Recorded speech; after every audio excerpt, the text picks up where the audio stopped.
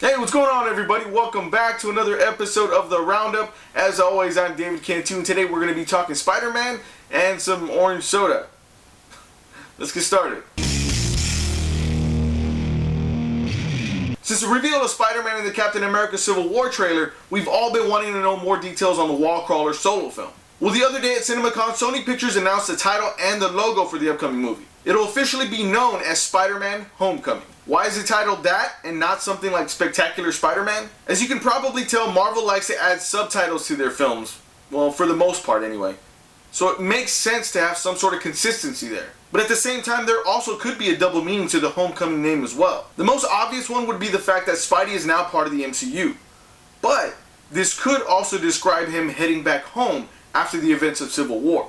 After looking at the logo, I know it might sound kind of dumb, but I really like what they did with it. It reminds me a lot of classic Spider-Man, and you can almost understand what the tone of the film is going to be like just by looking at it. And if that's not enough Spider-Man news for you, then you're going to want to hear this. Now, there's been a rumor going around for a while that Michael Keaton is in talks for a villain role in the film. That villain in question is, drum roll please, the Vulture.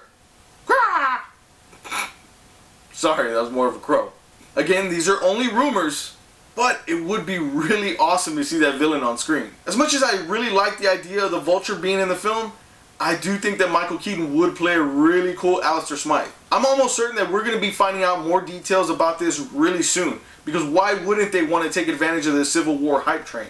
People cannot, and most likely will not, stop talking about the Walking Dead Season 6 finale.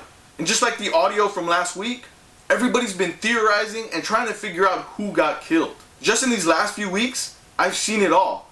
I mean, people mapping out these crazy diagrams, people counting Negan's eeny, meeny, miny, mo picks, and even people digging into the psyche of Daryl and explaining as to why he would be the one picked as the runt of the litter. But I did come across one theory recently that, yes, it is outlandish, but it is entertaining.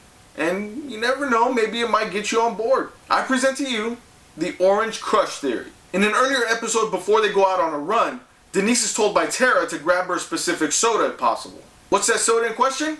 An Orange Crush. Okay, just stay with me here, okay? Moments later, what happens? She gets an arrow through the head and dies. If you're unaware, Denise on the show took the death of Abraham in the comics. The question that this theory poses is, could that soda be considered as foreshadowing for Abraham's death at the hands of Negan? You know, because Orange Crush. Hey, pipe down back there. I know, it's bat crazy, but it is one of the silliest ones I've seen so far, so it was at least worth mentioning. What would make it even more hilarious is that if it turns out to be true. I do think that it could easily be Abraham though. Since Denise took his comic death, his character would seem safe for now. Then they go and build his story up a little bit more, make everything seem very hopeful, and then bam! He gets the business end of Lucille. Anything is possible at this point, but it's so much fun to theorize about all this. So you guys keep them coming. I get a kick out of reading and checking all these out. So what do you think about the title for the new Spider-Man film? What are your thoughts on Michael Keaton possibly playing Vulture?